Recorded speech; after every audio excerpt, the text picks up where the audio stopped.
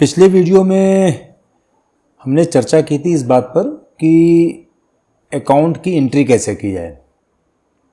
उसमें 3 चीज़ें महत्वपूर्ण थी। पहली बात कि उस एंट्री की डेट क्या है, उस एंट्री की अमाउंट क्या है और वो एंट्री किस अकाउंट से संबंधित है, रियल अकाउंट, पर्सनल अकाउंट या फिर नॉमिनल अकाउंट।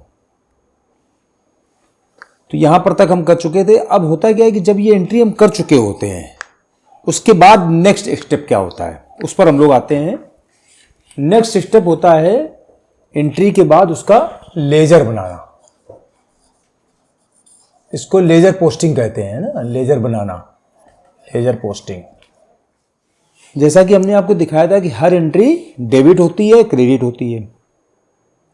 तो वही जब एंट्री होती है तो उसको लेजर में जब पोस्ट करते हैं तो जो डेबिट होती है वो उसके डेबिट हेड में पोस्ट हो जाती है और जिस अकाउंट को क्रेडिट किया जाता है उस अकाउंट के क्रेडिट हेड में पोस्ट हो जाती है।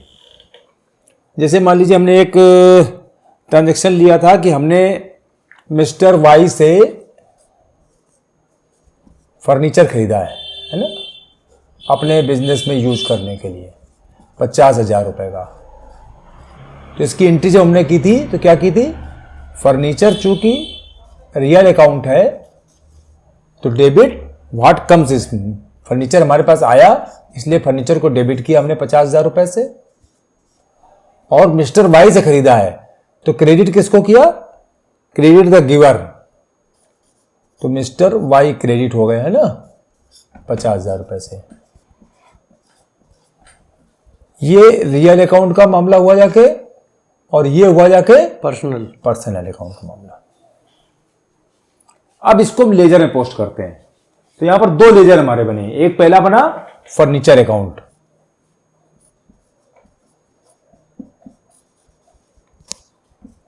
फर्नीचर अकाउंट में ये डेबिट है, ये क्रेडिट है मान लो, है ना। तो फर्नीचर में कहां जा रही है एंट्री, डेबिट में। तो यहां पर हम क्या लिखेंगे, टू मिस्टर वाई 50,000 रुपए। और मिस्टर वाई का अकाउंट, दूसरा लेजर हमने खोला मिस्टर वाई का, ये इसमें ये डेबिट ये क्रेडिट। तो यहां मिस्टर वाई क्रेडिट है तो हमने क्या लिखा, बाई फर्नीचर, मतलब फर्नीचर के कारण इनका अकाउंट क्रेडिट हो रहा है 50,000 रुपए से। यहां डेबिट हो गया, यहां क्रेडिट हो गया। अब इस लेजर को जब हम लोग लेजर के बैलेंसेस जो हैं, अब ये इसमें कोई और अगर ट्रांजैक्शन नहीं होता तो साल में अगर इतना ही बैलेंस रहता है तो जब इसका ट्रायल बैलेंस हम लोग निकालेंगे, ट्रायल बैलेंस मतलब बैलेंसेस को एक लिस्ट में उतारना है ना, तब पता लगा ये फर्नीचर डेबिट में 50,000 आ गया, मिस्टर वाई का अकाउंट क्रेडिट में 50,000 आ गया। दोनों तरफ ट्रायल बैलेंस में 50,000 की एंट्रियां हो गई डेबिट और क्रेडिट में, और ट्रायल बैलेंस हमारा जो है मिल गया। मतलब इसी को ट्रायल बैलेंस मिलाना कहा जाता है। आज के लिए काम इसलिए इतना महत्वपूर्ण नहीं रह गया है क्योंकि ज़्यादातर जो एंट्रीज हो रही हैं, ज़्यादातर जो अकाउंटिंग की जा रही है वो सॉफ्टवेयर में की जा रही है, कंप्यूटर सॉफ्टवेयर में की जा रही है। तो उसमें ये ट्रायल बैलेंस मिलाने वाला कॉन्सेप्ट खत्म हो गया है क्योंकि वो सॉफ्टवेयर ही इटसेल्फ ये क्या करता है कि जब तक वो क्रेडिट एंट्री उसकी नहीं होगी तब तक वो कंप्लीट नहीं होगा। ये बात हो सकती है कि वो गलत अकाउंट में चला जाए लेकिन क्रेडिट कोई ना कोई एंट्री होगी ही उसकी। तो डेबिट और क्रेडिट दोनों अपने आप मिले हुए आते हैं। तो ट्रायल बैलेंस मिलाने वाला काम खत्म हो गया, लेकिन ट्रायल बैलेंस बनाने वाला काम भी चूंकि कंप्यूटर खुद कर रहा है, जैसे ही आप केवल, जैसे हमने केवल ये एंट्री कर दी तो अपने आप लेजर भी बना देगा ये इस तरीके के और ट्रायल बैलेंस भी उतार देगा तो दोनों अकाउंट दिखाने लगेगा उसमें। तो ये काम कंप्यूटर कर रहा है लेकिन जो एक्चुअल उसका कॉन्सेप्ट है, एक्चुअल जो उसका बेसिस है वो यहां पर बताने की जरूरत थी। अब ये जो हमने यहां पर एंट्री की, ये लेजर बनाया है ना, और फिर एक ट्रायल हम दिखाते हैं आपको कि ट्रायल जो बना हमारा, ट्रायल बैलेंस जिसको कहते हैं। आज थोड़ा थोड़ा इन सब चीजों के बारे में इसलिए बता दे रहे हैं क्योंकि अब हम लोग थोड़ा सा और आगे इसलिए बढ़े क्योंकि केवल एंट्री बार बार करते रहने से कुछ नहीं काम चलने वाला है। अब हमारा ये बना ट्रायल बैलेंस, मतलब बैलेंसेस का ट्रायल है ना। इसमें क्या है, ये डेबिट ये क्रेडिट, यहां पर डेबिट बैलेंसेस आएंगे, यहां क्रेडिट बैलेंसेस आएंगे। तो फर्नीचर का कितना आ रहा है, डेबिट आ रहा है हमारा, तो फर्नीचर 50,000 डेबिट हो गया हमारा, है ना। और मिस्टर वाई ये 50,000 क्रेडिट हो गए। जब ट्रायल बैलेंस का हम टोटल कर रहे हैं दोनों तरफ का, तो दोनों तरफ 50,000 रुपए हो गए। यहाँ ही 50,000 हो गए, यहाँ ही 50,000 हो गए। मतलब ट्रायल बैलेंस हमारा ये मिल गया। इसको कहा जाता है ट्रायल बैलेंस मिलना, और हमारा ट्रायल बैलेंस तैयार हो गया। इस ट्रायल बैलेंस से फिर हम जो है अपने फाइनेंशियल स्टेटमेंट बनाते हैं। अभी हमने केवल एक एंट्री करके दिखाई है, इसमें पूरे साल भर में मतलब दिन भर में 2500 ट्रांजेक्शन होते हैं। मतलब छोटा मोटा बिजनेस भी होता है तो भी दिन भर में जाने कितने ट्रांजेक्शन होते हैं, और साल भर में तो मतलब हजारों की तादाद में ट्रांजेक्शन होते हैं। तो जब सारे ट्रांजेक्शन हो जाते हैं, उनके सारे बैलेंसेस सब आ जाते हैं उठ के, तब वो बैलेंस शीट बनाने का काम होता है।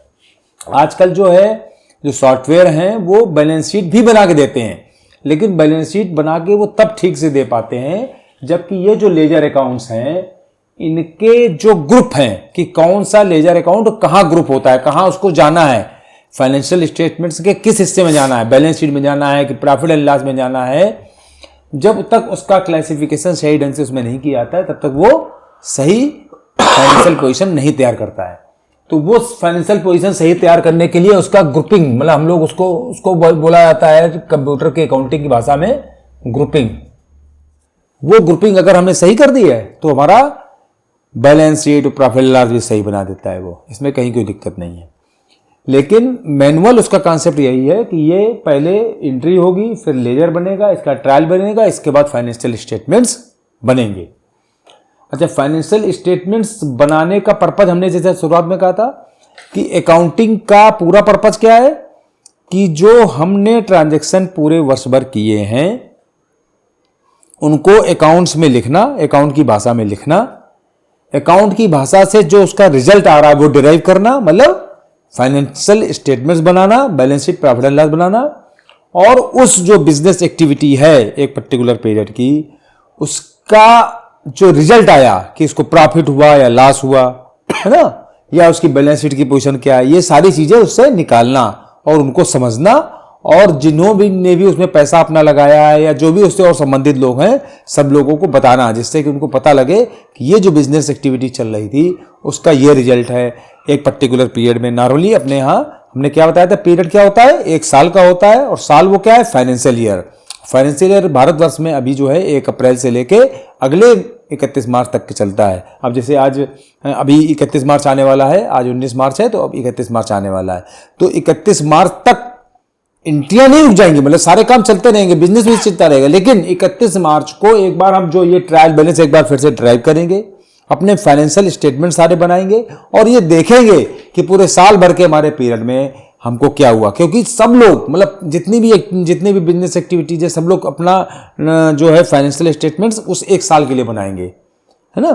तो सब लोग एक जैसा बनावे, सब लोगों सारे जो फाइनेंशियल स्टेटमेंट्स हैं सबके पढ़ने में सब लोग कंपेरेबल हो, मतलब कि इनका भी 1 साल का बना है, इनका भी 1 साल का बना है, इनका भी 1 अप्रैल से चालू होकर 31 मार्च तक का बना है, इनका भी 1 अप्रैल से 31 मार्च तक का बना है। तो उनको आपस में कंपेयर करने में कहीं कोई दिक्कत ना हो, मतलब आपस में कोई ये ना हो कि किसी ने 9 महीने का बना दिया, किसी ने 6 महीने बना दिया, किसी ने साल भर का बना दिया। अब उनको कंपेयर करना है तो उनको पता ही नहीं लग रहा है कि उनका बिजनेस ठीक चल रहा है कि इनका बिजनेस ठीक चल रहा है, या इनके बिजनेस क्या रिजल्ट्स क्या रहे, इनके बिजनेस के क्या रिजल्ट्स रहे।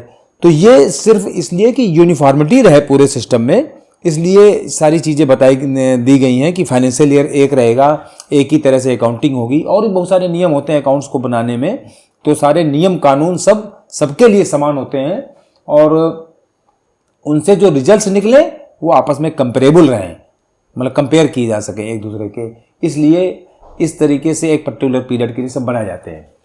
तो हमने आज आपको मोटे तौर पर अभी फिलहाल कोई चीज़ इसमें छूट तो नहीं रही अभी।